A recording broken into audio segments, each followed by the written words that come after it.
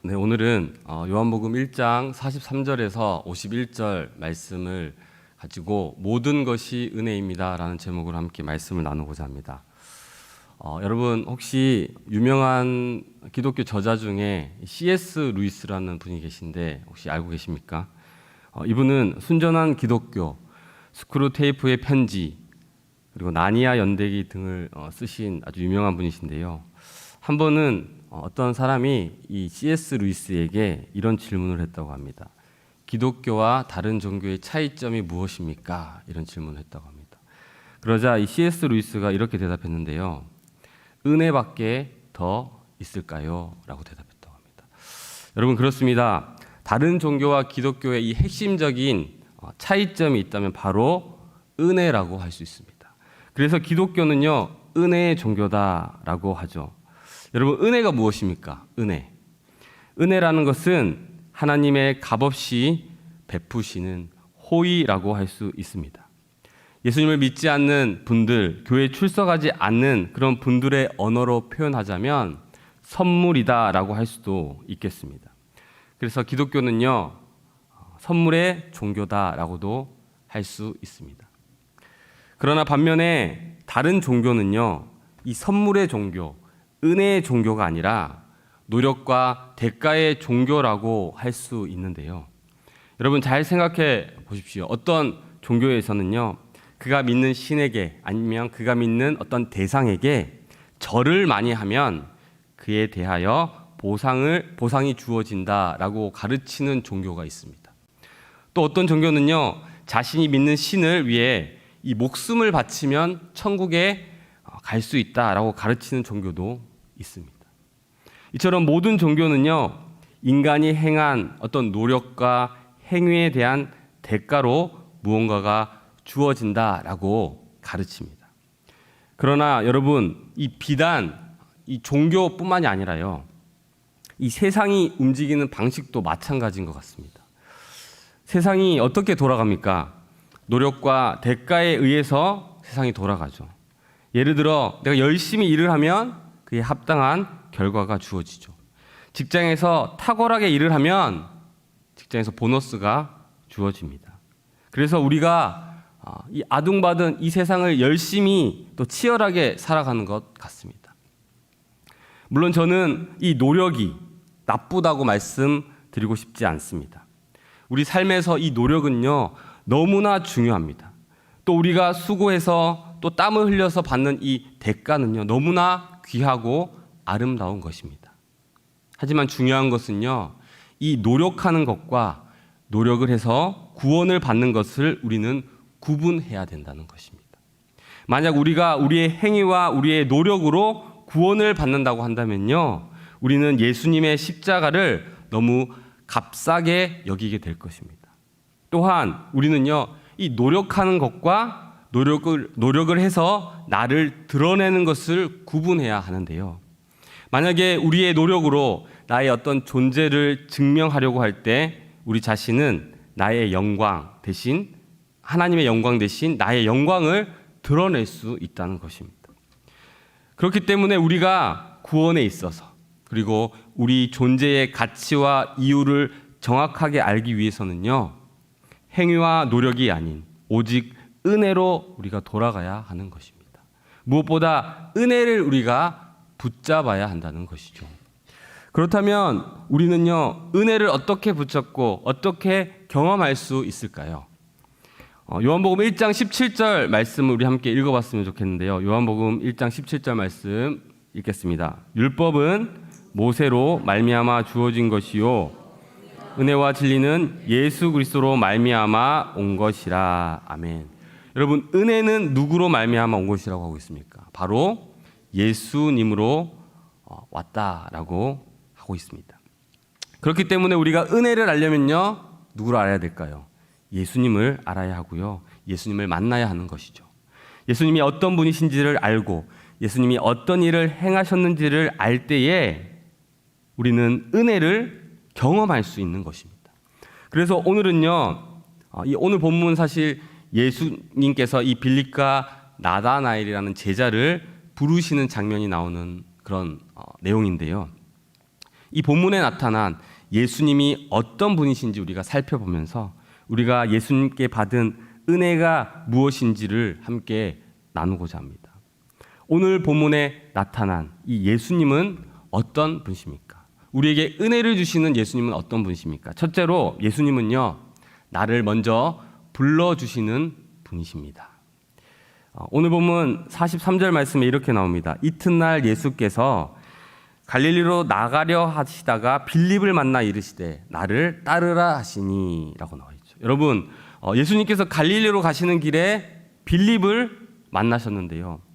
이 구절을 얼핏 보면 빌립과의 만남이 우연한 만남처럼 보이죠. 하지만 예수님께서 이 빌립을 12 제자 중 한 명으로 삼으셨다는 것을 우리가 생각해 볼 때에 이 만남은 결코 우연이 아니었습니다. 예수님은 빌립을 만나기 위해 계획하시고 작정하시고 빌립을 만나고 또 빌립을 부르셨죠. 나를 따라오너라 이렇게 말씀하신 것입니다. 그런데 이 빌립이라는 사람은 여러분 어떤 사람인 줄 아십니까? 먼저 우리가 이 요한복음 6장의 오병이어 사건을 보면 빌립이 어떤 사람인지 알 수 있는데요. 예수님께서 눈을 들어 큰 무리가 자기에게 오는 것을 보시고 빌립에게 이르시되 우리가 어디서 떡을 사서 이 사람을 먹이겠느냐 하시니 이렇게 말씀하신 것은 친히 어떻게 하실지를 아시고 빌립을 시험하고자 하심이라. 빌립이 대답하되 각 사람으로 조금씩 받게 할지라도 200데나리온의 떡이 부족하리이다 라고 이렇게 이야기하죠. 여러분, 예수님의 말씀을 듣기 위해 수많은 사람이 모였습니다. 5천 명이 넘는 사람들이 모였죠. 예수님께서 빌립에게 이 많은 사람들을 어떻게 먹이겠느냐 이렇게 물어보셨을 때에 빌립이 뭐라고 대답합니까? 사람들에게 모두 조금씩 먹게 하려면 떡 200데나리온어치를 가지고도 충분하지 못합니다 라고 이렇게 대답하고 있습니다. 여러분, 어떻게 보면 굉장히 예의 바른 그런 표현 같지만요, 사실 이 빌립의 중심, 마음에는 이런 생각이 있는 것입니다. 예수님, 지금 무슨 소리 하시는 겁니까? 말도 안 되는 소리 하지 마십시오. 지금 이 200데나리온 어치의 떡이 있어도 이 사람들을 배불리 다 먹일 수 없습니다 라는 굉장히 현실적이고 굉장히 회의적인 그런 시각을 지금 표현하고 있는 것입니다. 여러분, 빌립은 어떤 사람이었냐면요, 굉장히 현실적이고 회의적인 사람이었습니다. 뿐만 아니라 요한복음 14장 말씀을 통해서도 이 최후의 만찬 이후에 있었던 이 예수님의 말씀을 통해서 빌립이 어떤 사람인지를 잘 알 수 있는데요. 요한복음 14장 8절에서 9절 말씀에 이렇게 나와 있습니다. 빌립이 이르되 주여 아버지를 우리에게 보여주옵소서. 그러면 족하겠나이다. 예수께서 이르시되 빌립아, 내가 이렇게 오래 너희와 함께 있으되 내가 나를 알지 못하느냐? 나를 본 자는 아버지를 보았거늘 어찌하여 아버지를 보이랴 하느냐? 여러분, 빌립이 어떤 사람인 것 같습니까? 예수님과 오랫동안 동고동락하며 예수님과 함께 먹고 마시며 함께 보냈지만 이 빌립은요, 지금 예수님이 무슨 말씀을 하시는지, 예수님이 어떤 분이신지, 그분이 어떤 존재인지 잘 모르는 영적으로 무지하고 우둔한 사람이라고 할 수 있습니다. 여러분, 예수님께서 빌립이 이런 사람인 것을 모르셨을까요? 아닙니다. 예수님은요, 빌립이 어떤 존재인지를 너무나 잘 아셨습니다. 그런데 그런 빌립을 예수님이 먼저 불러주셨다는 것입니다. 이것이 바로 은혜가 아니고 무엇이겠습니까? 회의적이고 영적으로 무지한 빌립을 예수님께서 먼저 불러주셨기 때문에 빌립이 지금 예수님의 제자가 될 수 있었다는 것이죠. 여러분, 이런 예수님의 부르심은요, 사실 굉장히 파격적인 부르심이라고 할 수 있는데요. 일반 직장에서 직원을 채용할 때를 한번 생각해 보십시오. 여러분 같으면 매사에 도전적이고 진취적이고 긍정적인 사람을 채용하시겠습니까? 아니면 항상 회의적이고 뭔가 안건을 내면 그거는 안 될 것 같은데요 라고, 그거는 불가능합니다 라고 이야기하는 그런 사람을 뽑겠습니까? 전자의 사람을 뽑으시지 않겠습니까? 또 하나를 가르쳐주면 열을 아는 사람을 뽑으시겠습니까? 아니면 하나를 가르쳐줬는데 하나도 못 알아먹는 그런 사람을 뽑겠습니까? 당연히 하나를 가르쳐주면 열을 아는 사람을 뽑지 않으시겠습니까? 이런 관점에서 볼 때 이 빌립을 부르신 예수님의 부르심은 굉장히 파격적이었다라고 할 수 있습니다. 은혜가 아니고서는 설명할 수 없는 그런 부르심이었던 것입니다. 사랑하는 성도 여러분, 그런데 이 주님은요, 자격 없는 이 빌립뿐만이 아니라 자격 없는 저와 여러분도 먼저 불러주셨습니다. 그분이 먼저 우리를 불러주셨기 때문에요, 저와 여러분이 이 자리에 있게 된 것이고 지금 하나님의 말씀을 듣는 이곳에 있는 것입니다. 그러므로 우리도요, 이 은혜의 수혜자라는 사실을 기억하시기 바랍니다. 특히 우리는 구원에 있어서 너무나 큰 은혜를 받은 사람입니다. 요한복음 6장 44절 말씀을 우리가 함께 읽어봤으면 좋겠는데요. 우리 함께 읽어보겠습니다. 나를 보내신 아버지께서 이끌지 아니하시면 아무도 내게 올 수 없으니 오는 그를 내가 마지막 날에 다시 살리리라. 아멘. 무슨 말씀입니까, 여러분? 주님이 우리를 불러주신 것이 그분의 일방적이고 주권적이고 전적인 은혜였다라는 것입니다. 만약 우리가 이것을 안다면요, 우리는 우리의 구원받은 것을 결코 자랑할 수 없습니다. 나의 행위와 노력이 아니기 때문이죠. 자격 없는 나를 구원해 주신 하나님의 은혜, 그리고 나를 불러주시고 제자로 삼아주신, 자녀로 삼아주신 그 은혜를 기억하며 감사하며 살아갈 것입니다. 사랑하는 성도 여러분, 여러분은 예수님께서 먼저 불러주셨다는 것을 기억하고 계십니까?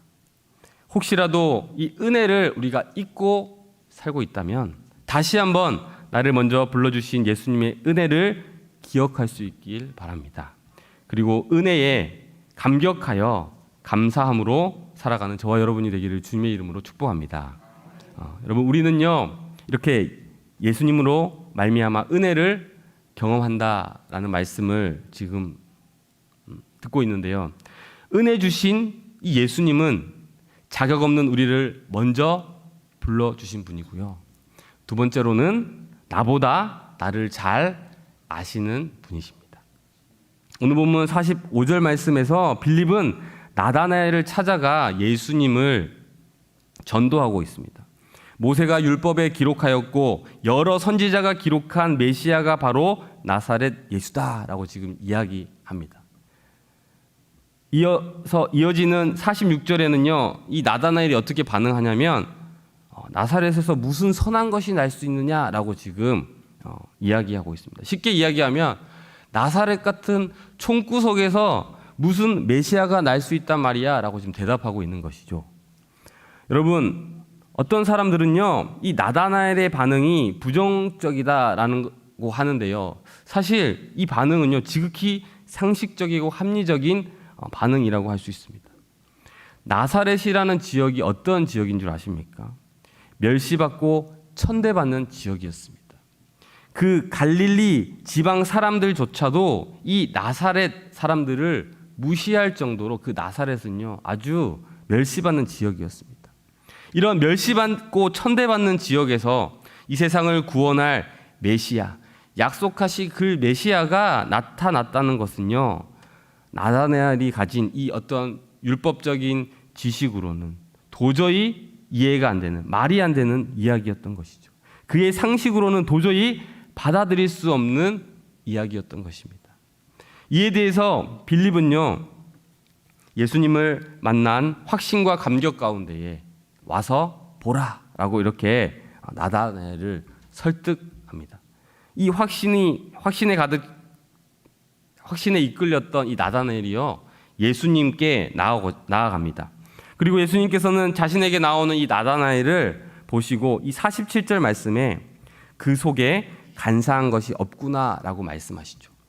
그러자 나다나엘이 매우 놀라며 대답하고 있는데요, 오늘 48절 말씀 우리 함께 읽어봤으면 좋겠습니다. 48절 말씀 읽겠습니다. 나다나엘이 이르되 어떻게 나를 아시나이까? 예수께서 대답하여 이르시되 빌립이 너를 부르기 전에 내가 무화과 나무 아래에 있을 때에 보았노라. 나다나엘은요, 속에 간사한 것이 없다라는 이 예수님의 말씀을 듣고 깜짝 놀랐습니다. 예수님께서 자신이 누구인지를 너무나 정확하게 알고 있었기 때문인데요. 그래서 예수님께 어떻게 나를 아십니까? 라고 나다나엘이 질문하고 했죠. 그때 예수님께서 이렇게 말씀하셨죠. 내가 무화과 나무 아래 있을 때 내가 보았다. 여러분, 여기에 나오는 무화과 나무 아래 있을 때, 이 말이 어떤 뜻일까요? 무화과 나무 아래는요, 이 랍비들이 주로 율법을 연구하던 자리였습니다. 따라서 무화과 나무 아래에 있을 때라는 말은요, 이 나다나엘이 율법을 연구하고 묵상하고 있을 때라는 뜻입니다. 나다나엘은 비록 성경에 대한 온전한 지식과 예수님에 대한 바른 지식이 없었지만 하나님의 말씀인 이 율법을, 구약 성경을 진지하게 연구하고 묵상하는 사람이었다는 것이죠. 성경에 약속한 이 오실 메시아를 고대하면서 진리를 간절히 찾고자 하는 사람이었던 것입니다. 당시 권력에 빌붙어서 자기 밥그릇을 챙기려는 타락한 종교 지도자들과는 결이 다른 인물이었습니다. 그런 나다나엘을 두고 예수님께서 그 속에 간사한 것이 없구나라고 말씀하신 것입니다. 나다나엘은 자신의 마음과 중심을 아시는 예수님을 만나서 깜짝 놀랐습니다. 그래서 어떻게 나를 아십니까? 라고 질문하고 있는 것입니다. 사랑하는 성도 여러분, 예수님은요, 어떻게 나다나엘을 이렇게 잘 아셨을까요? 그 이유는 예수님께서는 단순히 사람이 아니라 창조주 하나님이시기 때문입니다. 나다나엘을 지으신 분이 바로 예수님이시기 때문에 나다나엘을 잘 아셨다는 것이죠. 요한복음 1장 10절 말씀 우리 함께 읽어봤으면 좋겠는데요. 함께 읽겠습니다. 그가 기셨으며 세상은 그로 말미암아 지은 바 되었을 때 세상이 그를 알지 못하였고. 아멘. 여러분, 여기서 나오는 그가 바로 예수님을 가리킵니다. 한마디로 예수님은 어떤 분이십니까? 성부 하나님과 함께 바로 이 세상, 그리고 저와 여러분을 만드신 창조주이십니다. 예수님께서 나다나엘을 만드셨기 때문에 나다나엘의 모든 것을 알고 계셨던 것이죠. 그래서 그의 중심과 생각과 마음을 꿰뚫어 보시고 너의 속에 간사한 것이 없구나 말씀하신 것입니다. 우리 주님이 나를 아신다는 것을 굉장히 잘 표현하는 성경이 있는데요. 바로 시편 139편에 이 표현이 나옵니다. 시편 139편 1절에서 3절과 16절에서 17절 말씀인데요. 세 번역으로 한번 보면요. 주님께서 나를 샅샅이 살펴보셨으니 나를 환히 알고 계십니다. 내가 앉아 있거나 서 있거나 주님께서는 다 아십니다. 멀리서도 내 생각을 다 알고 계십니다. 내가 길을 가거나 누워 있거나 주님께서는 다 살피고 계시니 내 모든 행실을 다 알고 계십니다. 우리 16절과 17절은 같이 한번 읽어봤으면 좋겠는데요. 나의 형질이 갖추어지기도 전부터 주님께서는 나를 보고 계셨으며 나에게 정하여진 날들이 아직 시작되기도 전에 이미 주님의 책에 다 기록되었습니다. 하나님, 주님의 생각이 어찌 그리도 심오한지요. 그 수가 어찌 그렇게도 많은지요. 아멘. 여러분, 시편 기자의 고백이 어떻습니까? 주님이 나를 환하게 아신다라고 말씀하고 있습니다. 어디에 있든지 무엇을 하든지 어떤 상황에 처해 있든지 나를 아신다고 말씀하고 계시는 것이죠. 심지어 나의 형질이 갖추어지기 전에 내 모습이 만들어지기 전부터 나를 보셨다라고 말씀하고 있습니다.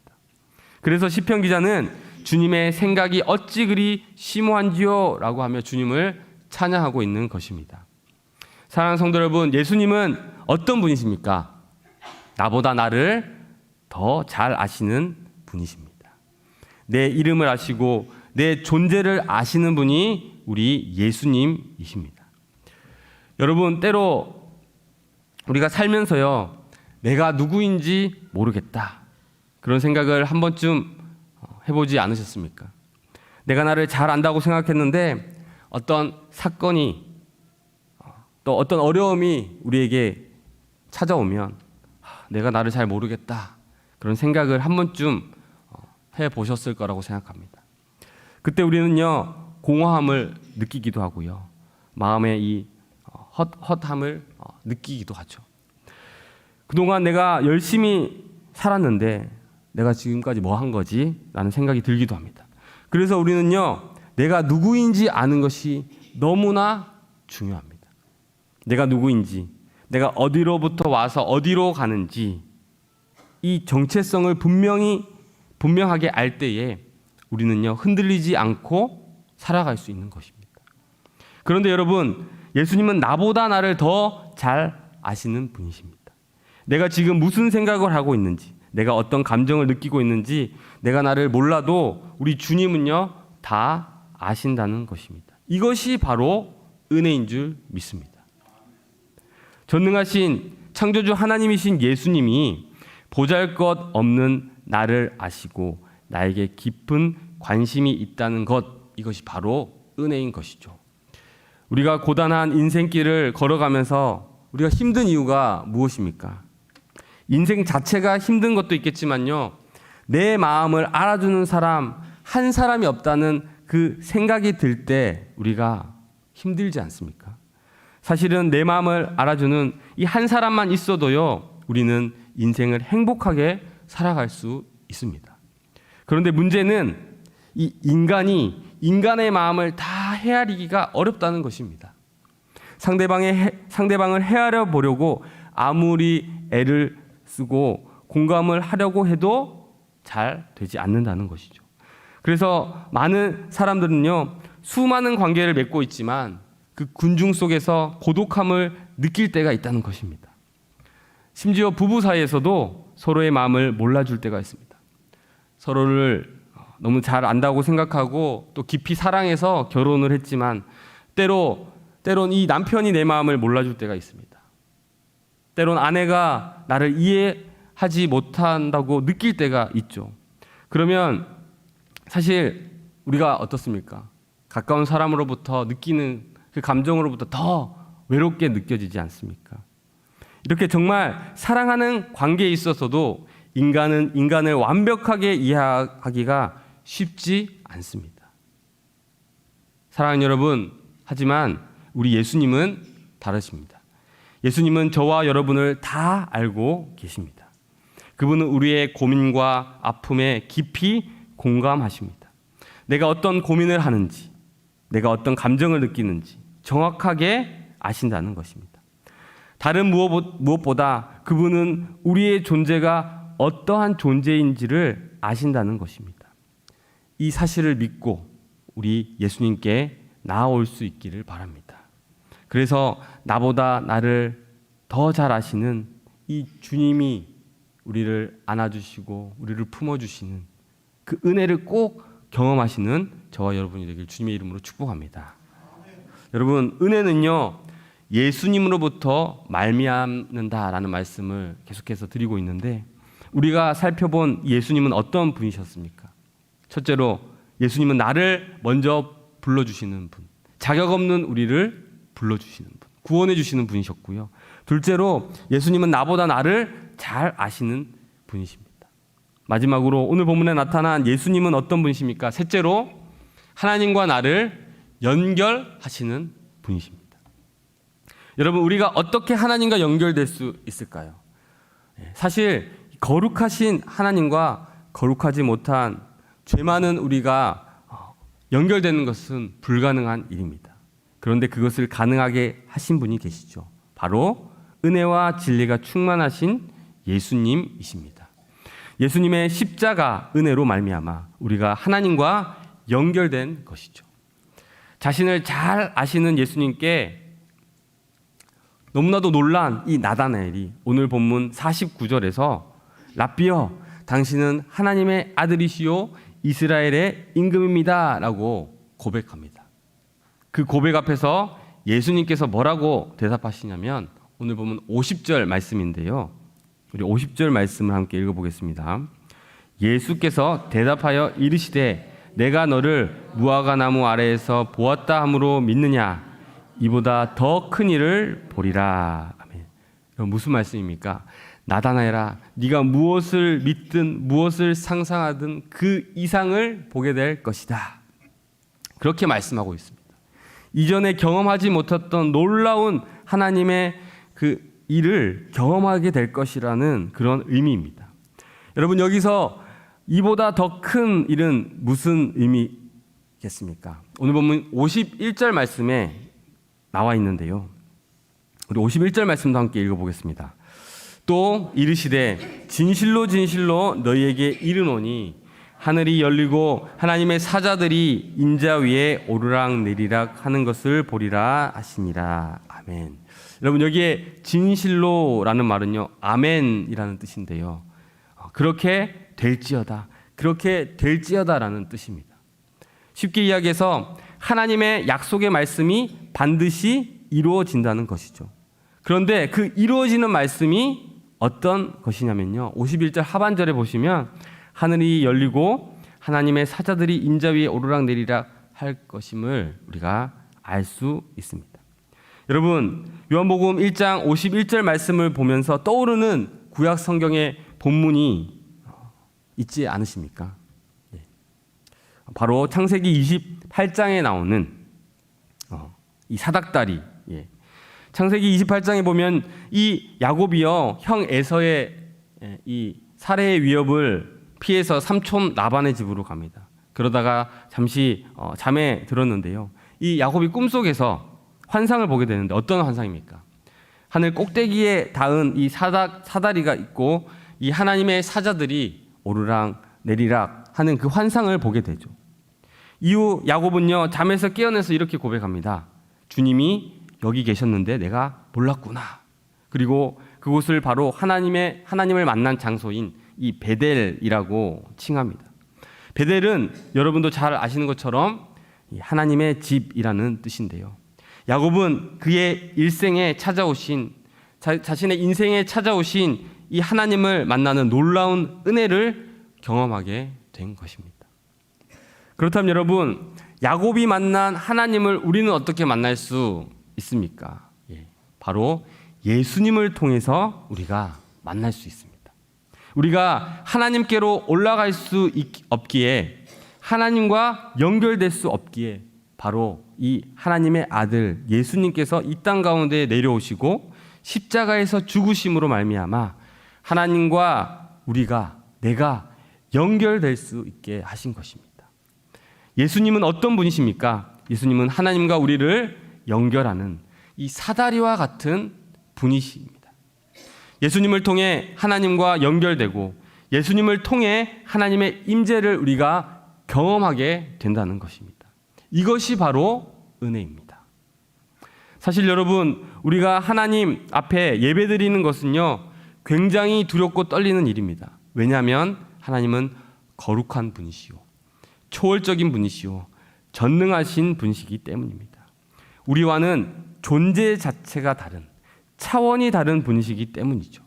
그런데 그런 하나님께 나아갈 수 있게 된 이유가요, 바로 이 예수님 때문이라는 것입니다. 예수님으로 말미암아 우리가 하나님을 예배할 수 있게 되었고, 예수님으로 말미암아 우리가 하나님과 연결되게 된 것입니다. 사랑하는 성도 여러분, 매주 예배 가운데에 하나님과 연결되는 이 신비한 은혜를 경험하는 저와 여러분이 되길 주님의 이름으로 축복합니다. 하늘과 땅을 연결하신 예수님, 하나님과 저와 여러분을 연결하신 예수님을 통해서 하나님의 강력한 임재를 예배 때마다 경험할 수 있기를 간절히 소망합니다. 그러기에 오늘도 예수님 앞으로 우리가 나아가기를 소망합니다. 우리는 할 수 없으나 예수님께서 우리를 위해 모든 것을 이루어 놓으셨기 때문에 오늘도 은혜의 보좌 앞으로, 하나님 앞으로 담대히 나아가길 소망합니다. 그래서 날마다 주님과 깊이 교제하며 주님 안에서 풍성한 이 관계의 은혜를 누리는 저와 여러분이 되길 주님의 이름으로 축복합니다. 여러분, 말씀을 정리하겠습니다. 오늘은 은혜 주신 예수님에 대해서 우리가 함께 살펴보았습니다. 은혜를 주신 예수님은 어떤 분이십니까? 예수님은요, 나를 먼저 불러주신 분이십니다. 자격 없는 우리를 먼저 우리를 불러주시고 그분의 전적인 은혜로, 전적인 사랑으로 우리를 불러주신 줄 믿습니다. 또한 예수님은요, 나보다 나를 잘 아시는 분이십니다. 나도 내 마음을 모를 수가 있습니다. 옆에 있는 사랑하는 사람도 내 마음을 모를 수 있지만 우리 예수님은 나를 가장 잘 아시는 분이신 줄 믿습니다. 그리고 예수님은요, 하나님과 나를 연결해 주시는 분이십니다.